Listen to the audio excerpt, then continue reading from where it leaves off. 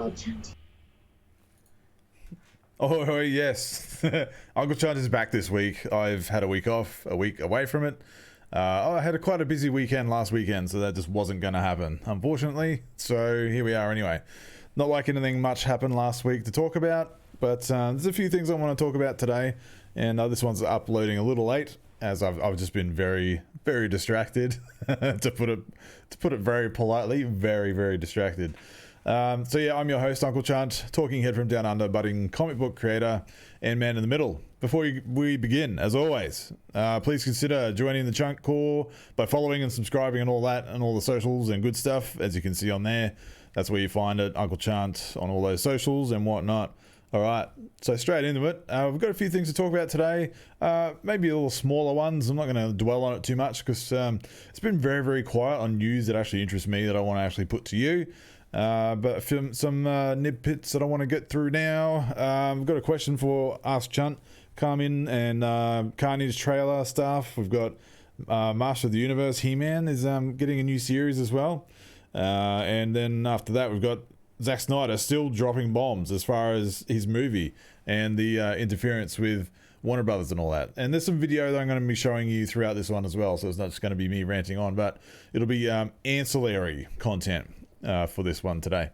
So as always, let's just hook straight in to the Ask Chunt to start off with, and this one comes through from Da White Tiger. He's a good supporter of the Chuntcast and Chunt Core. He's always his positive attitude. I've seen him on there, I've seen his messages, and I respond to him, and yeah, I really like his attitude. So finally, getting to his question that he submitted a while back. Star Trek or Star Wars, and why or not at all? Maybe both in a stretch. Yeah, so that's a good question, actually. I do prefer Star Wars, just to put the question to bed right there. But I'm going to try and give you some justification as to why. So, Star Trek and Star Wars, they are vastly different. The only similarities they have are that they are set in space and they are sci-fi enterprise type shows. One is more about how the human race has basically become essentially, free from all trappings that our current human society has, and they're explorers, and they're not. There's no money, like there's none of that kind of stuff. There's no kind of racial barriers or all that kind of stuff. It's like the ideal way the human race will go. That's what Star Trek is, as explorers out into the cosmos. Earth's problems aren't really there, like depending on the lore and the show that you're talking about. All that's been done and sorted with, and that's what's interesting about Star Trek. Particularly the series as a whole, and not so much the most recent stuff in recent years, or even so much the recent movies. They kind of, some reason, they're so advanced in their civilization, but they still act like they do in our time, which is just, that doesn't make sense. What the actual series does and tackles, depending on like the original Star Trek series and the Next Generation and all that kind of stuff, they're real, like, this is where the human race is, and that's where they've gone to, and they're on par with other alien races. Like, they've been invited into the the galaxy, so to speak, as equals and explorers, and seeking science and all that kind of stuff. It's very interesting, and there are political commentary shows and episodes depending on what Star Trek you're watching, and some of that's interesting, but it's never been as cool. If I can use that term, it's never been as cool as Star Wars. Star Wars is all action. It's all heroics and sci-fi opera stuff, and it's real cool stuff. Like, it's fantasy. It's got everything in it. I've recently watched the original movies again, and I'm sorry to say, but they don't really hold up anymore. Like, they do feel old, and I don't think that's because of the movie. I think that's just because we've seen these tropes repeated so many times in pop culture over the years. People trying to do their own Star Wars, or they're retelling Star Wars, or some other franchises are just following the same story beats. We've seen it all countless times. So when you go back and watch these movies, which, it's not like these are the only ones that did that. There were ones before this, but Star Wars is the one that popularized that kind of thing, and that kind of storytelling, and the hero's journey and all that kind of stuff to the mass audience. So they kind of have that crown. But when you go back and watch it, it's like, all right, yeah, okay. I watched I tried doing it in chronological order recently. I watched through the first three, the prequels. I really do enjoy the prequels. I don't care what anyone says. I think they're great. I think they've held up well over time, more than they did when they released. You know, the Clone Wars, yeah, a little dodgy in some of the dialogue, but otherwise, I think they're really good movies, man. They're spectacles. It's all like fantasy, space opera stuff, and there's like an ethos to it. Like there's something about the prequels that are just more grander in scope than any other Star Wars, and nothing else in the movies has done the same to me anyway. So yeah, I'm more Star Wars than I am ever or have been Star Trek. You know, and the sequel series for Star Trek, the sequel movies, I couldn't really care about. They don't hold a candle to any of the other Star Wars movies, and they have none of the staying power.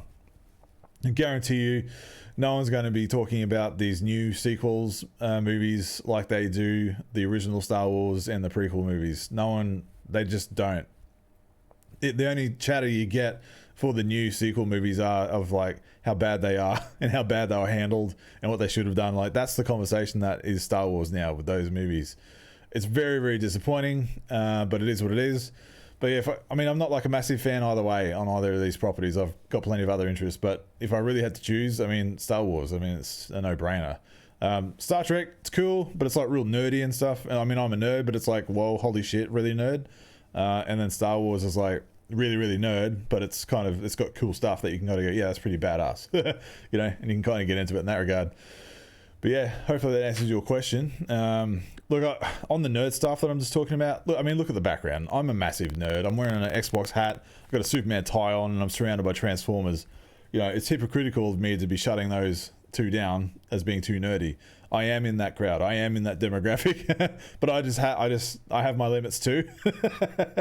You know, I don't care what you're into. I really don't care. But come on.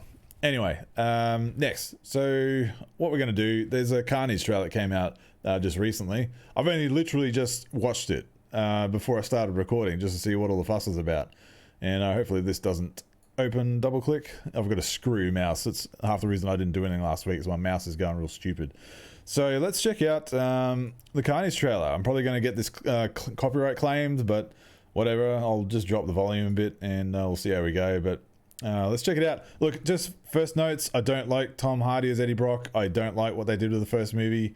I don't understand how it made $700 or $800 million at the box office. It was not that good.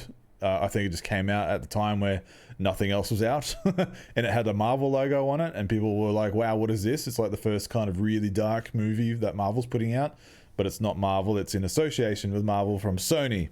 You know, there's no Spider-Man in it. How do you have a Spider-Man? How do you have a Venom origin with no Spider-Man? You can get one, but it's very boring. It's not as dynamic. It's not as interesting. And that's what that movie was.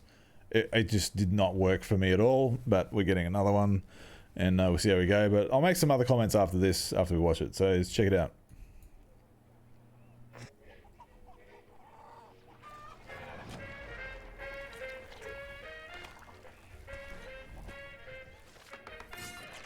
I say either, you say either, I say neither, and I say neither, neither. I hate this already. Let's call the whole thing off. Ta-da! Catch up. Excuse me. You can barely understand what Yummy. the symbiote is saying, and that's on Tom Hardy. Good evening, Eddie. Hey, Mrs. Chen. Good evening, Venom. Function hall, Mrs. Chen. He says hi. To me, I don't imagine the symbiote sounding like that. He sounds I've been thinking about just, you. I don't know, I don't like it. But here we've got Cletus Cassidy. This is cool. Woody Harrelson Because is, I think, inspired casting for Cletus Cassidy. every decision we ever make, who do we leave behind? And how do we leave them? Waiting in the darkness. No, I'm not sure who that is. Is that Typhoid Mary? Welcome back, Eddie Brock. It's been a long time. Miss you so much. Oh, he's creepy. That's cool. Really, really good casting. That's the most positive thing about this so far. Besides, Soon come chaos. Venom looks cool.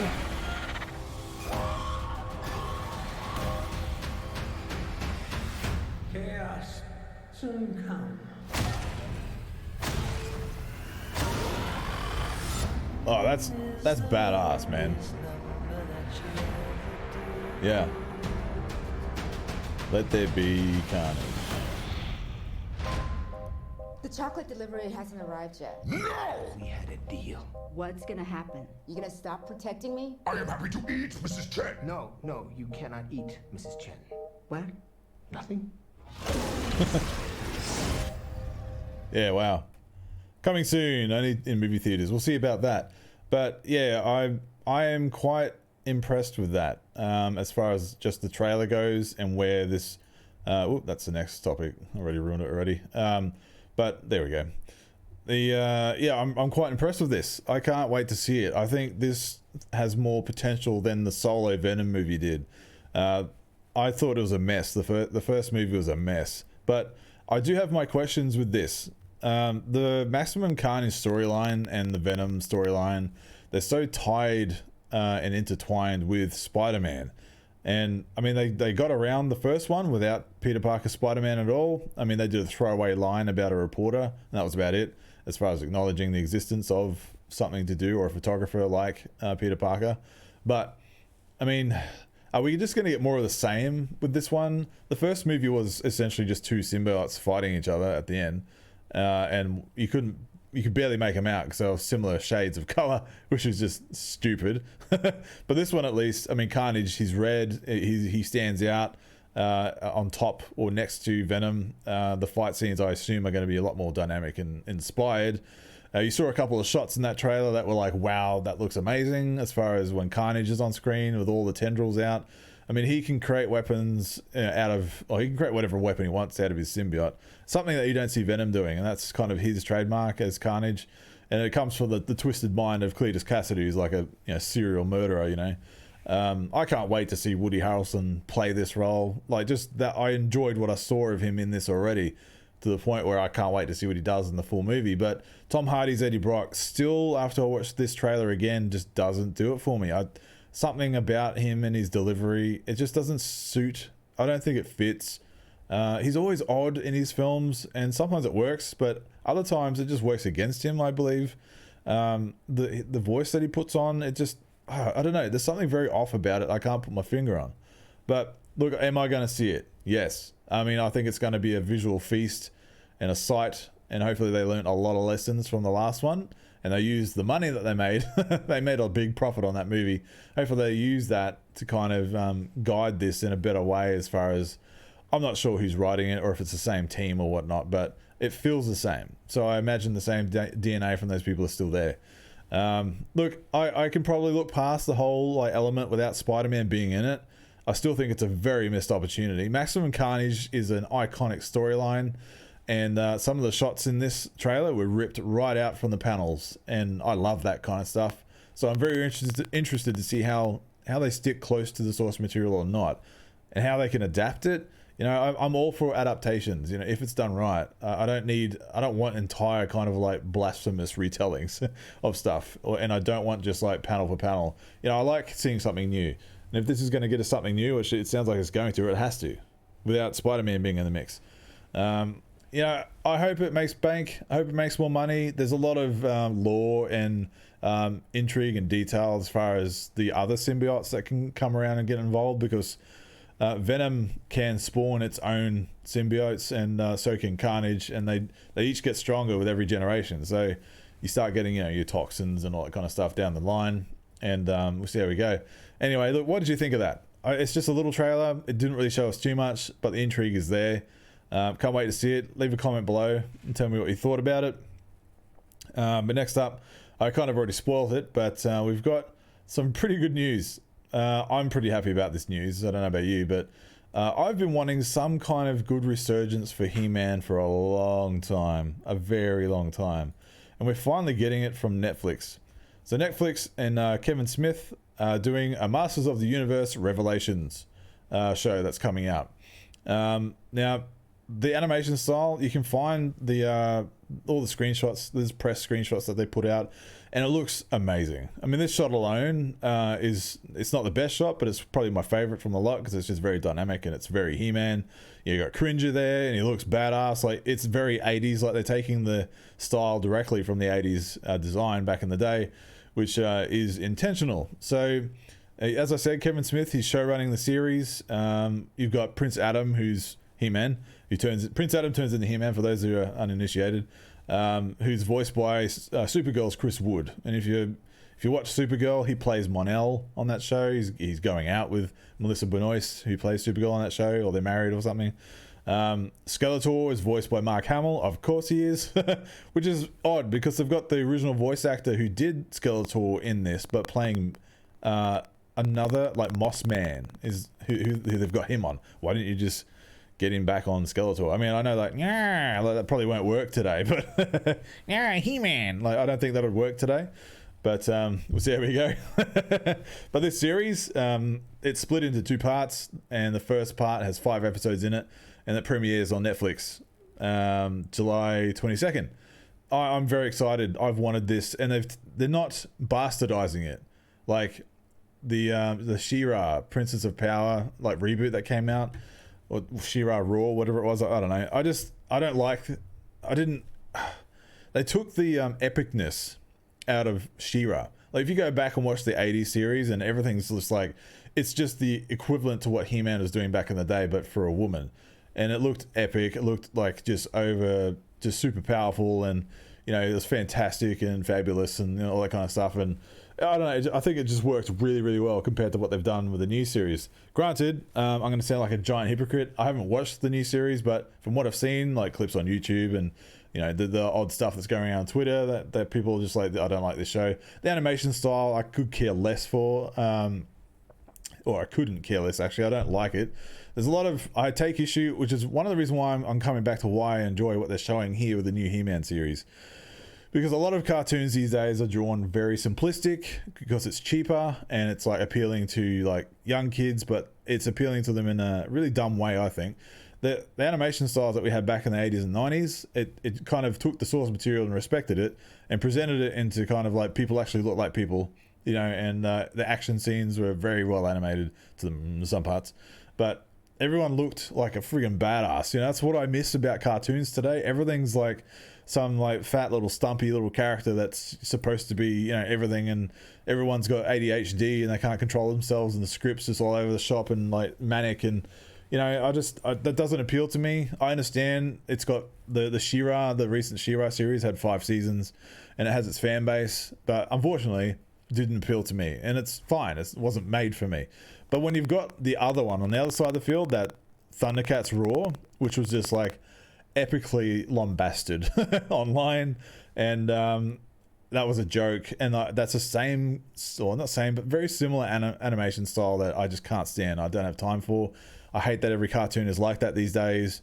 So going back to this, when I saw all the stills for this come out, and it looks badass, they look like action figures, they look like really epic characters, and the animations, there's budget in it, and it's taken itself seriously, which is very intriguing because this series, it's not a direct follow-up to the 80s series, but it's a sequel series that retains the continuation of the mythos from back in the day. So all the characters that you loved back then, these are the same characters, but because we've all evolved and grown up since then, we don't want to follow up in the cheesy style of what that 80s cartoon was. So Kevin Smith is saying the shackles are off, he says. So basically meaning like all the kids that were grown up, all the kids that enjoyed He-Man at the time are all now grown up, and they want lore, they want stakes, they want like battles, they want He-Man never like threw or fought with Skeletor directly. He never got his sword out and tossed it to someone or struck someone with his sword. He just punched rocks and stuff. Back in the day, there was no violence in that show. When you go back and watch it, there's no violence. Funny that. So this one, it is a continuation and a sequel series, but it's the shackles are off, as Kevin Smith says, where they actually do tackle some, subject matter, and they do fighting and violence and combat. It's not R-rated like you think Kevin Smith, and it's R-rated, but he made a conscious decision to come into this knowing that it's not going to be R-rated, and he didn't want it to do that because he loves He-Man. It's in his top 5 properties that he's ever wanted to work on, and now he's getting that chance to showrun the show. You know what I mean? And I think they'll stretch the PG-13 aspect to the brink, if that's the vibe that I'm getting from the EW article that came out. There is another CG animated He-Man cartoon series coming out that's made for kids, like strictly for kids. So we're getting best of both worlds here. There's one for us, like me, 80s kids that can revisit all these characters and enjoy it in a more kind of respectful way to the source material and give us something that we haven't seen before. It gives me vibes of the 2002 series that came out, which was really good, I thought. But obviously toy sales didn't meet expectations, and it didn't get much. I think it got a second season, but nothing else. Correct me if I'm wrong. But I really enjoyed that series. I thought it was very good. A good kind of retelling or reimagining of the He-Man lore. But this one here, yep, bring it on. Everyone looks like they did back in the day, but obviously more epic. More epic looking. I guarantee you won't be seeing any of the kind of messaging to children at the end of every show, with a positive message. I don't think we'll be getting all that. But yep, first 5 episodes, July 23rd, bring it on. I don't have a date as far as when the second half comes out or how many episodes that is. You can assume it's another 5 if it's the first half, and 2 parts of the series being released at two different times, which is a bit different. Usually it's like weekly, or it's a massive drop at once. Whatever Netflix wants to do, it's cool. But yeah, are you fans of He-Man? I mean, I'm not a massive fan of He-Man, but man, back in the day, it was some iconic stuff. And I watch a clip these days, even still, of the call when he pulls his power sword out. It's Sword of Power, whatever it's called. And he's like, I have the power, like that kind of thing. It's still epic, man. The original one, it's still epic and gives me chills. No one else has been able to do that to me. Like the 2002 series, I didn't believe it. I didn't buy the call out, and it never got me chills. And any other iteration that's come out since never got it to me. But I can go back and watch that and listen to the original 80s version of it, and I still get chills for it, because it's just like something about the delivery on that one is just epic, and you believe it, and they need to nail that. This Chris Wood guy, man, I'm putting you on some like heavy boots right now. Like, you need to you gotta pull it in, man. Like, you could do a good Prince Adam, yeah, like you're a pretty boy and all that kind of stuff, but to do a He-Man, man, like you gotta get it in there, man. Oh my god. Anyway, so yeah, are you excited for the He-Man, the follow-up series? I sure as hell am. I can't wait. I hope it's on a Friday night so I can just binge the 5 episodes and just just live in it. And I hope it's good, man. I really do. I really hope it's good. So yeah, I know we're kind of cruising through this episode. It's going to be a short one today. I've got one more topic here, and it's pretty quick. But again, there wasn't a lot of stuff I want to talk about today, but this one's worth talking about. And I can tell you why. It's just like another middle finger to Warner Brothers. All right, so let's get hooked into here. Just first off, I'll show the video, I think, and hopefully I can get that open without double clicking. Fantastic. My stupid mouse. All right, so let's flick over. Cool. So yes, this is Zack Snyder again. And you're probably like, oh, Chunt, for far out. Every week so far, there's something about Zack Snyder in your videos. It's because he's prolific and he's an amazing guy. He's my favorite director. And the story behind him and his movies are always there's something to talk about, whether it's fan reception or studio interference. And this is just another one. So, okay, just a brief recap. He finished Zack Snyder's Justice League. It came out, it's 4 hours, it's epic. And it was supposed to be Warner Brothers just like saying, here, just finish it, give us something to put on HBO Max. And it was supposed to be uncompromised, but Warner Brothers at the last minute decided to compromise it and get him to remove the Green Lantern scene that was in it. And he had to compromise and put Martian Manhunter in there, like relatively very close to end of production on this version of the movie. So meddling to the end. They couldn't just let him have it as it was. It was done. It was all done. Anyway, so we've got him at a Q&A event here, and someone asked him about the Green Lantern image that he put out of Wayne T. Carr is his name, is playing John Stewart Green Lantern in the film, but was ultimately removed. But now he's shown the crowd. I've got another close-up image of it, but it's just good to see. I want you to see the look in his face when he does this. It's like this childlike awe and wonder and like, isn't this awesome kind of look on his face. It's the only he can do it, man. There's no other directors that have this kind of power or just attitude or like whatever about it. I love it. Anyway, check it out. It's not hard to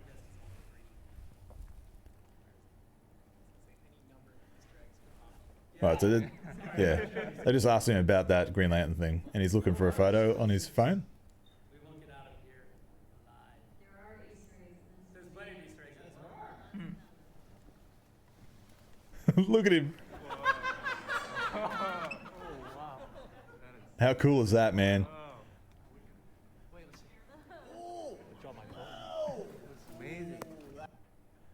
How cool is that? I know some of you are like, yeah, that's great, Chunt, that's really great, but this was in the movie. I mean, look at that. It's a finished shot of John Stewart Green Lantern.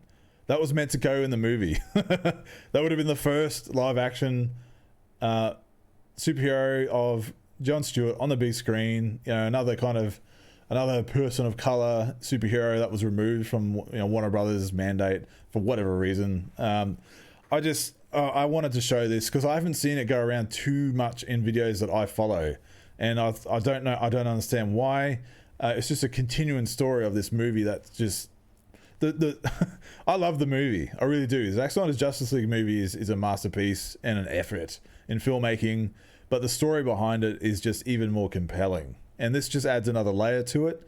And I can't wait to see more. I hope he just releases the shot, like releases the footage or the finished footage of it, or the scene. That's the word I'm looking for. I hope he releases the scene, for everybody to see, right? I mean, how cool would that be? I mean, yeah, the Martian Manhunter thing was great, and it just added another wrinkle to that universe to open it wide up, and introduce Mars and the Martians and the White Martians and all that kind of stuff, and what Johns or Martian Manhunter actually represents in the DCU. That's all interesting and stuff, but I really wanted to see a Green Lantern in the Justice League movie, like a modern Green Lantern.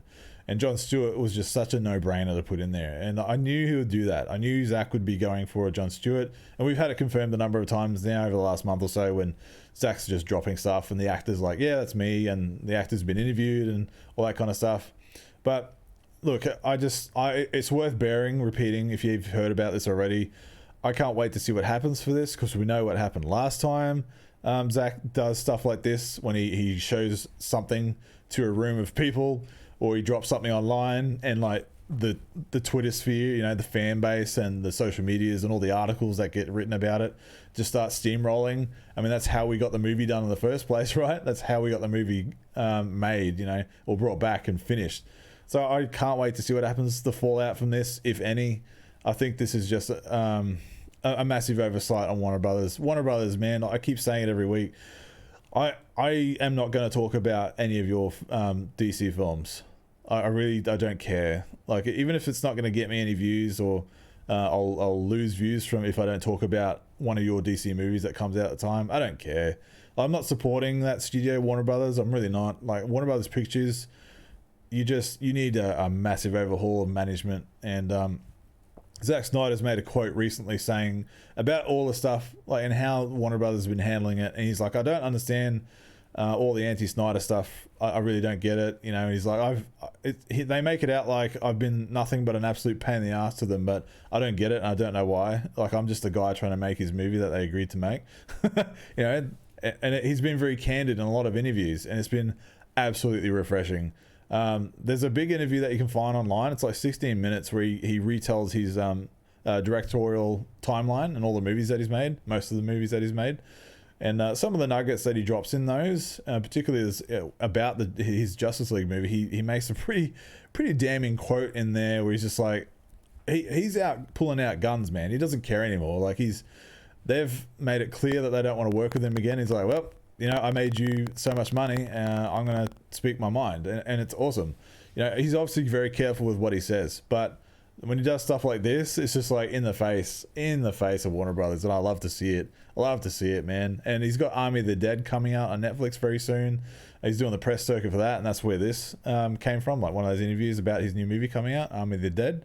And that looks awesome. I've seen some of the reviews for it, or at least I heard some because I didn't want to watch any of the footage, and it's getting very positive buzz, not just from Zack Snyder fans, but other people, other circles. It's getting positive buzz.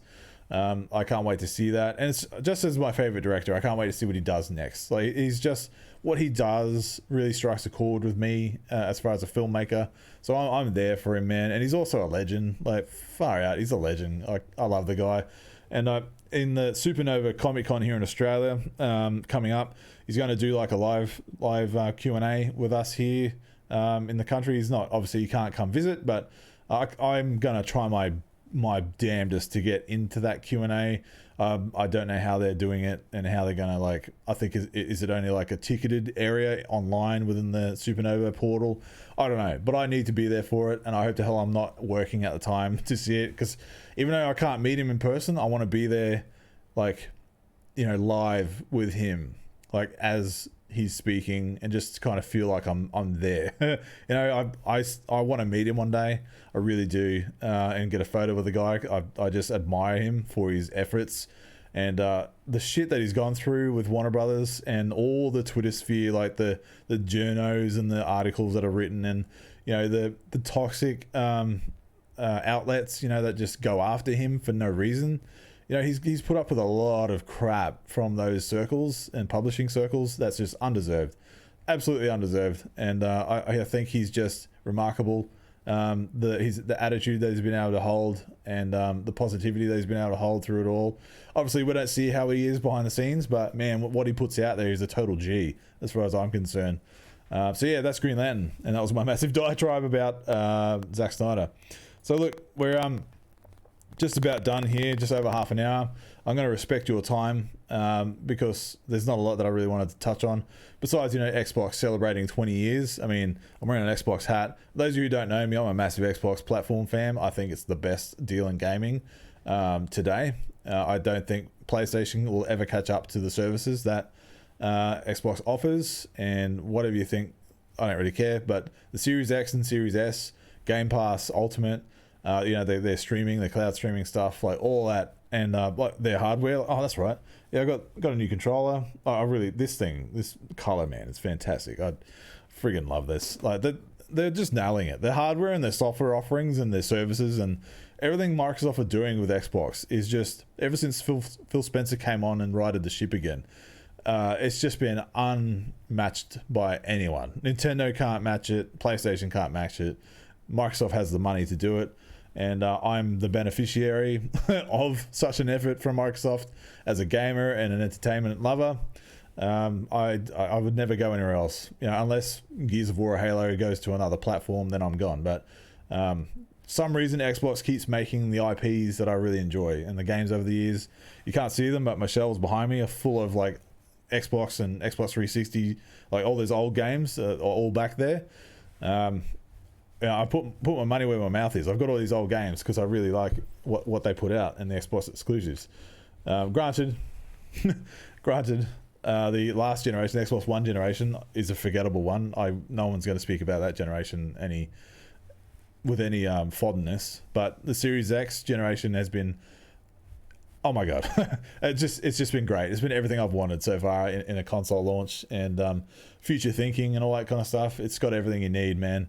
But anyway, I'm rambling on now. I didn't mean to put that in this episode. I was just going to end it just there, but it's worth talking about because Xbox has been around for 20 years, and I have a lot of fond memories with Xbox and around Xbox, like just with friends. You got your LAN parties, you're bringing over your CRT TVs to, your friend's mum's house. You're taking over a lounge room or two lounge rooms sometimes, or a whole like garage, and you're just all there like nerding out with all these big CRT monitors and all these giant Xbox consoles, and you're playing like Halo LAN or Halo 2 LAN or that kind of stuff. Just really good times. And the 360 generation again was just an iconic run. A lot of like massive IP that came out in that generation.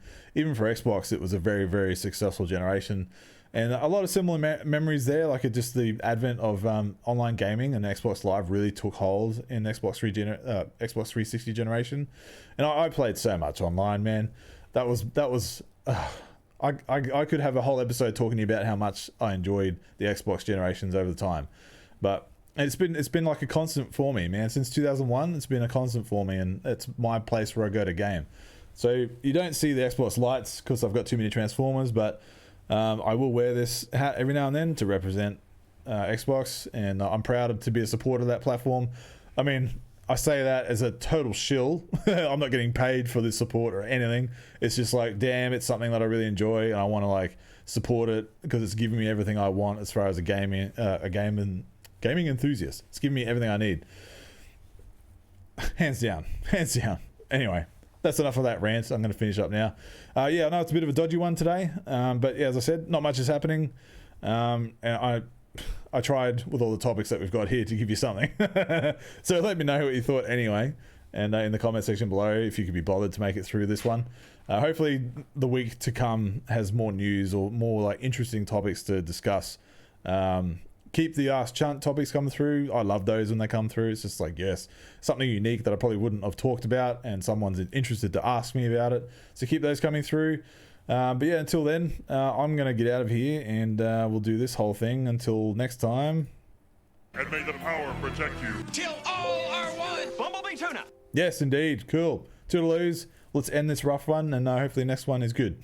Take care of each other. Hug your mum. Hug your dad. And all that kind of stuff. Toodaloos. Like, comment, subscribe.